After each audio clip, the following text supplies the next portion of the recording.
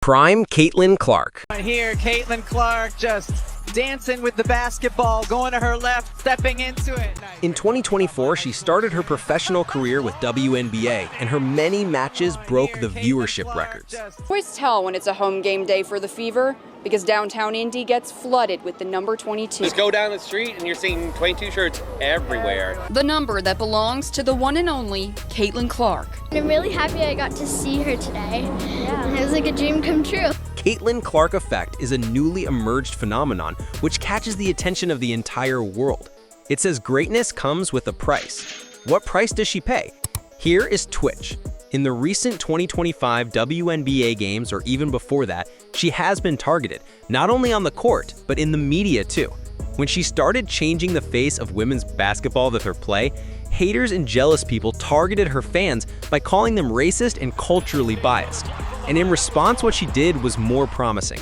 She managed to keep calm and humble while defending the biases amongst the public. That was just the start, when people didn't really know how prime she is. As matches and seasons proceeded, she changed not only the arena, but the people's perspective towards women's sport. She is prime in her career, in media, and overall in the women's game. So what is the Caitlin Clark effect? Where did it start? And where did the media criticism start? It is worthwhile to watch and to know about. Clark is easily the most influential athlete in a team sport since Michael Jordan.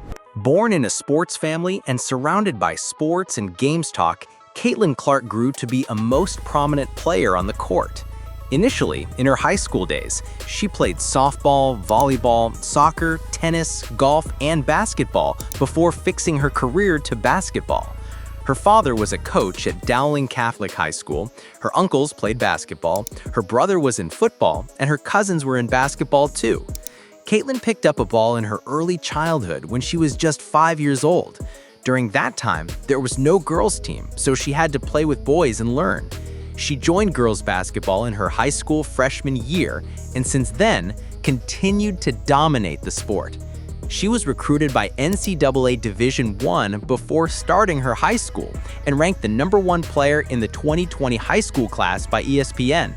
From there on, Caitlin Clark, effectively and with her promising plays, continued to break the record of all-time big scorer for any collegiate tournament in boys or girls basketball. She started her freshman season at the point guard position and has played in that position ever since. She played for the Iowa Hawkeyes in her collegiate career. Are they going to get the ball up in time? Clark for the win! Clark was twice named National Female College Basketball Player of the Year while playing for the Iowa Hawkeyes. She remains the NCAA Division I all-time leading scorer too. As her popularity increased, people started flooding the arenas, and media television also broke the viewership records.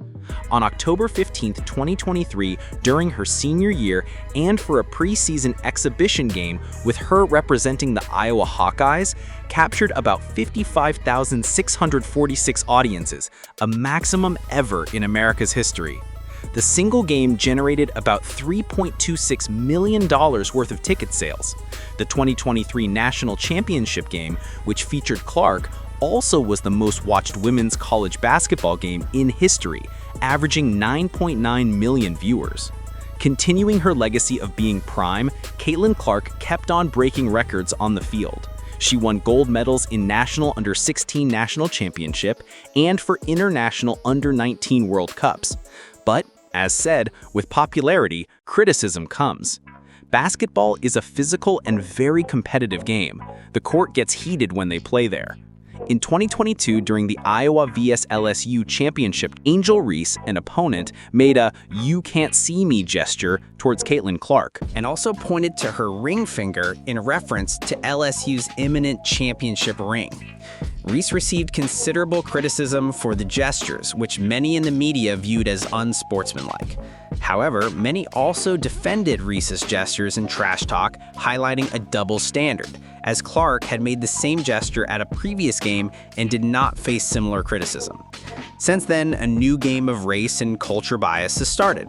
Many targeted Clark's fans for being culturally biased, and vice versa. So Clark publicly defended the criticism by referring to the competitive nature of the game, and not to take it personally. She should be criticized at all. No matter which way it goes, she should never be criticized for what she did.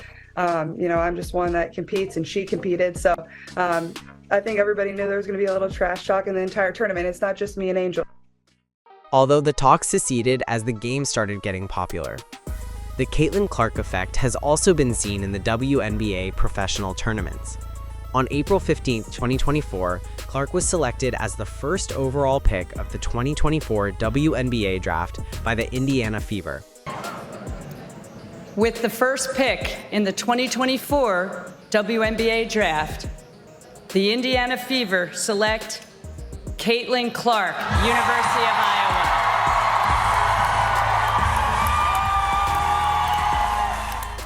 In her rookie year, she managed to keep her high score record, and by the end of that year, she was announced WNBA Rookie and as Athlete of the Year by Times Magazine.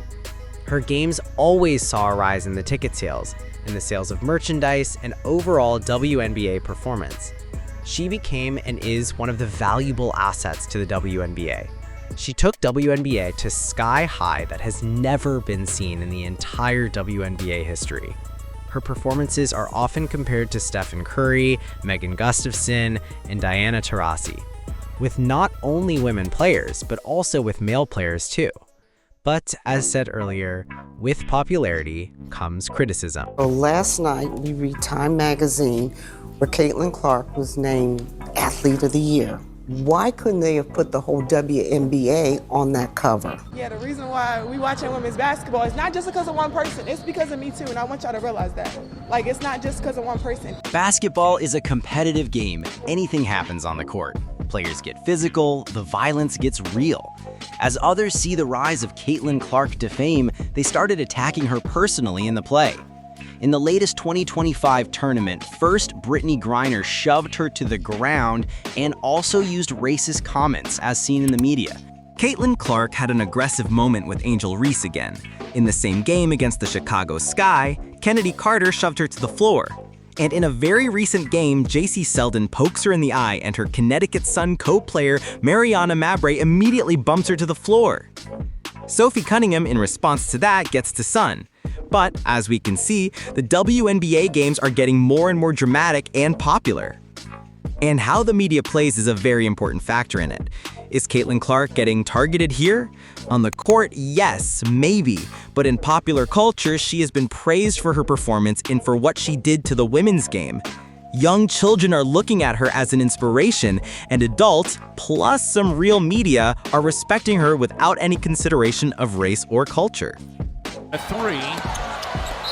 And look out, Caitlin Clark pushes Angel Reese, and Angel Reese gets right up into Caitlin Clark. Show whatever happened during the play and then whatever happened after. We watch a lot of basketball. It's a take foul to put them at the free throw line. I'd rather give up 2 points. I've watched a lot of basketball in my life. That's exactly what it was. I wasn't trying to do anything malicious. That's not the type of player I am. Caitlin Clark is an enormously powerful player with huge strength and agility. No doubt, she catches the attention of all the arena with her signature hand movements and her plays. Fans are crazy for her, and she is really the new era in the history of women's basketball.